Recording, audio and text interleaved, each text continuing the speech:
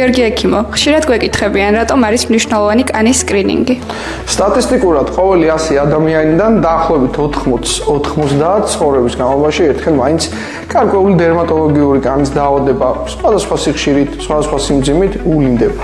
შესაბამისად, სკრინინგს ძალიან დიდი მნიშვნელობა აქვს ზოგადად კანის ჯანმრთელობისთვის და ვიცით, რომ კანი ჩვენთვის ყველაზე დიდი და ძალიან მნიშვნელოვანი ორგანოა და მეორე კიდევ მეტად უფრო მნიშვნელოვანი ეს არის კანზე არსებული წარმონაქმნები, განსაკუთრებით ხალები, რომელთა რაოდენობა დღესდღეობით საკმაოდ მზარდია და ყველა თეთრი რასის წარმომადგენელი სამწუხაროდ ხალები აღვნიშნება. ადრე ამბობდნენ, რომ ის იყო ბედნიერების ნიშანი და სკრინინგის არსიც გახლავთ, რომ ხალებთან ერთად ბედნიერად გავაგრძელოთ თანაცხოვრება.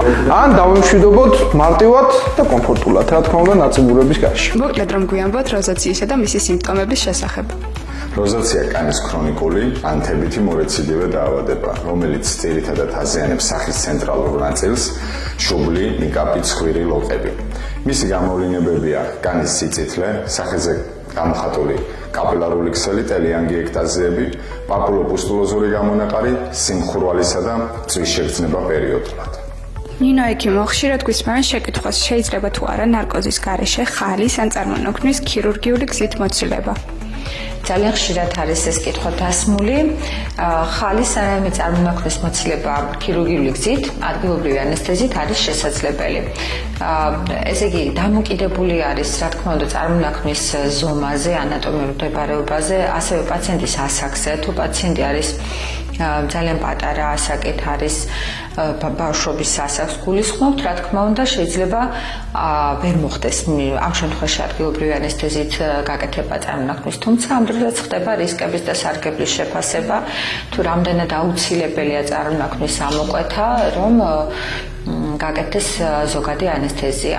ძირითადად შემთხვევაში ხალების მცირე ზომის და თუნდაც ავთვისებიანი სიმსივნეების ამოკვეთა კანზე რაც ხდება, შესაძლებელი არის ადგილობრივი ანესთეზიით, არის მარტივი, დამზოგველი საკმაოდ პაციენტისთვის ფიზიკურად და მკინეულო არის, რა თქმა უნდა. თაკო ექიმო, რა არის ჰიპერჰიდროზი და როგორ ვუმკურნალოთ მას? ჰიპერჰიდროზი ეს არის ოფლის ჭარბის სეკრეცია, რომელიც იყოფა პირველად და მეორად ჰიპერჰიდროზად. ჩვენთვის მნიშვნელოვანია პირველადი ჰიპერჰიდროზი, რომელიც ძირითადად ვითარდება ახალგაზრდა პაციენტებში და ატარებს კეროვან ხასიათს, ანუ ძირითადად ვითარდება ხელის კუნთებსა, ფეხის კუნთებსა და იღლიებში. სინთეტიკურ მედიცინაში მის სამკურნალოდ დღესდღეობით გამოიყენება ბოტულინოთერაპია, რომლის დროსაც ინექციის საშუალებით ხდება ბოტულინოტოქსინის შეყვანა ამ ზონებში. ეს მკურნალობის მეთოდი არის სწრაფი, უსაფრთხო და მაღალეფექტური.